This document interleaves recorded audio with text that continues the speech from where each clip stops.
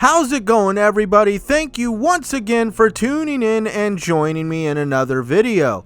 Today in this video we are going to cover games with gold, Cyberpunk, Xcloud, PS4 sales dropping, and Disney jumping into the gaming industry. We're all gonna cover it right now on This Week in Gaming.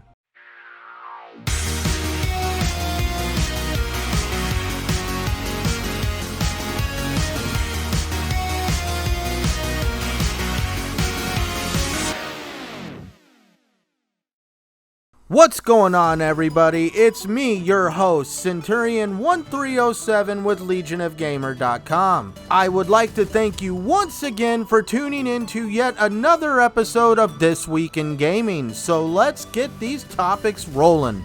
First topic up is the games with gold for August. Some are saying this is the best selection of games with gold that we've seen in the past few months, and I could not agree more. They are going to give away Gears 4, Forza 6 Motorsport, Torchlight, and Castlevania Lord of Shadow.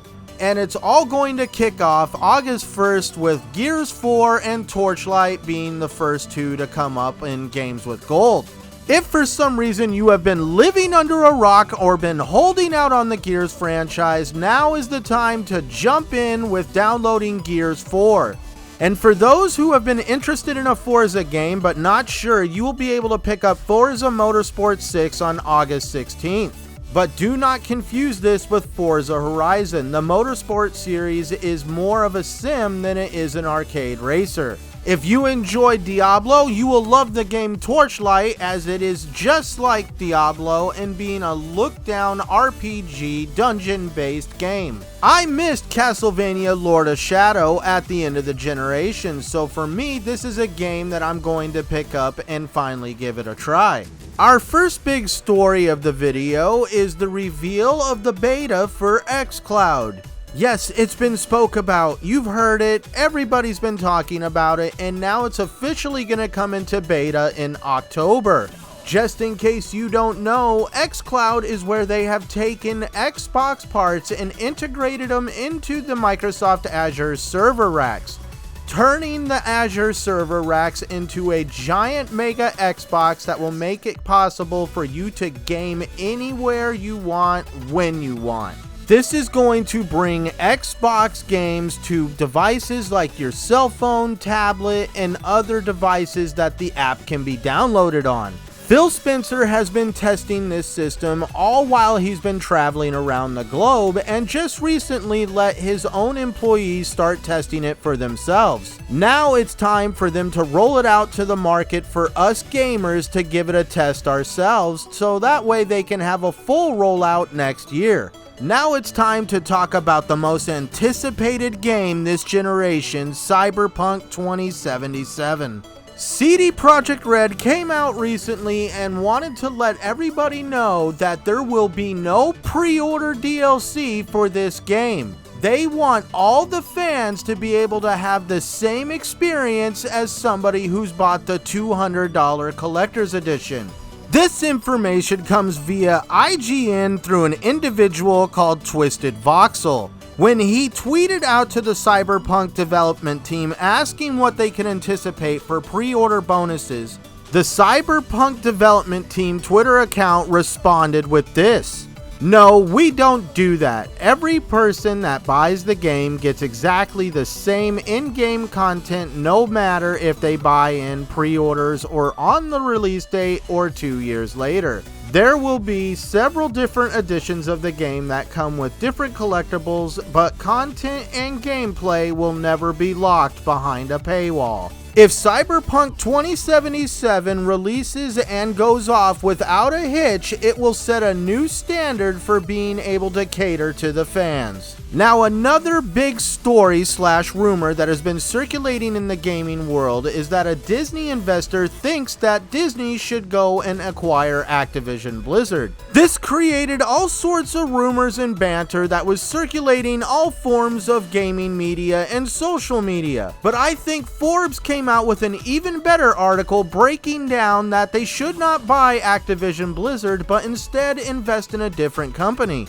It's stated in the article for both the Star Wars franchise and the Marvel franchise, Disney only paid $8 billion combined for both franchises. In a lot of conversations about Disney buying a publisher, there is two major contending names, EA and Activision Blizzard. The only problem is, in this article, it shows that Activision Blizzard is worth about $37 billion, and EA Studios is worth about $26.6 billion, making that almost 4 times the amount that they paid for those two franchises. Now I could see why a lot of people will bring up those two in the conversation. Both publishers have a lot of internal turmoil inside their company at this moment.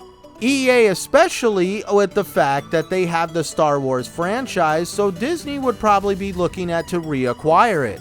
We all know Disney owns the Star Wars franchise, but EA secured exclusive publishing rights for all the games years ago, and they have fumbled the ball since then by giving us 2 mediocre games, the second one being littered with microtransactions and pay to win. Hopefully this November that all changes and EA gets themselves out of the hot water that they're in with the Star Wars franchise and Disney, with the release of Star Wars Jedi Fallen Order. There was one name in the article that really came up saying that would be a more viable option for Disney to purchase, and that was the company valued at $15 billion, Epic Games. And one of the main reasons why I could say that the article made this point is the fact of the Epic Games Store. Disney would be able to sell their own game titles at that point and get a foothold in the market. Either way, we all know the unsuccessful track record Disney has had with its game studios and closing them all down.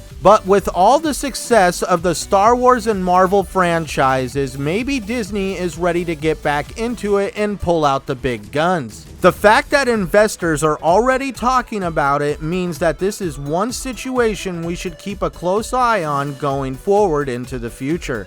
For our final story, we're going to bring up PlayStation and how they have successfully crossed that 100 million sold mark just recently. But on the heels of that announcement came yet another announcement.